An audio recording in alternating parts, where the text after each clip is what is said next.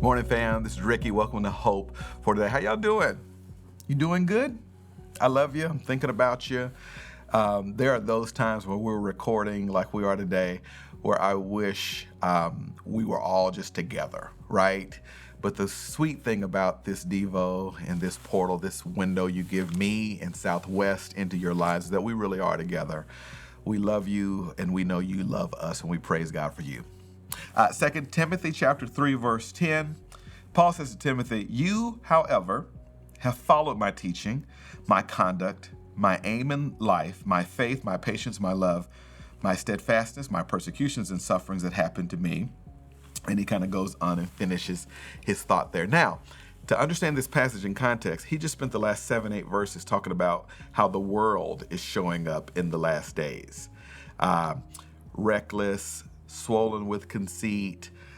He says stuff like appearance of godliness, but denying its power. Avoid these people.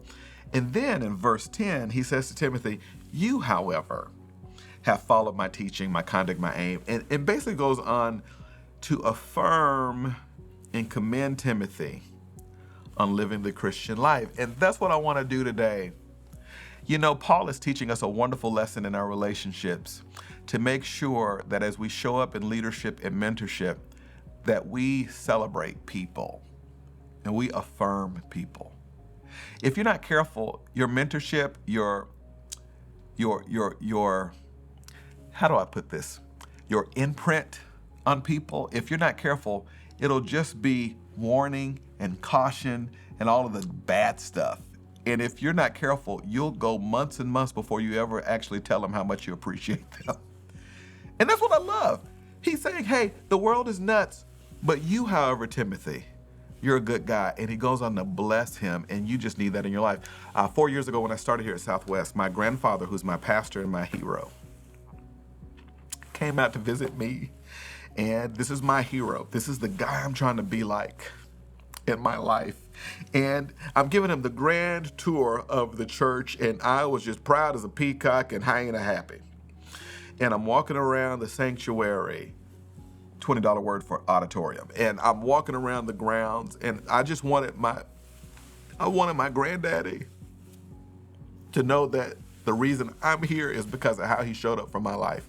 And we're walking around, and he looks at me, the old man, he says, "Son, I'm so proud of you." And he looked at me and says, "Ricky, you found your spot. And well done." And if he never does anything else for me, he did so much for me that day, because he took a moment, not just to talk about the warnings and the cautions and all the other things he had spent a lifetime sharing with me. He took a moment to say, "I'm proud of you. And good job." And that's what I want to do for others in my life.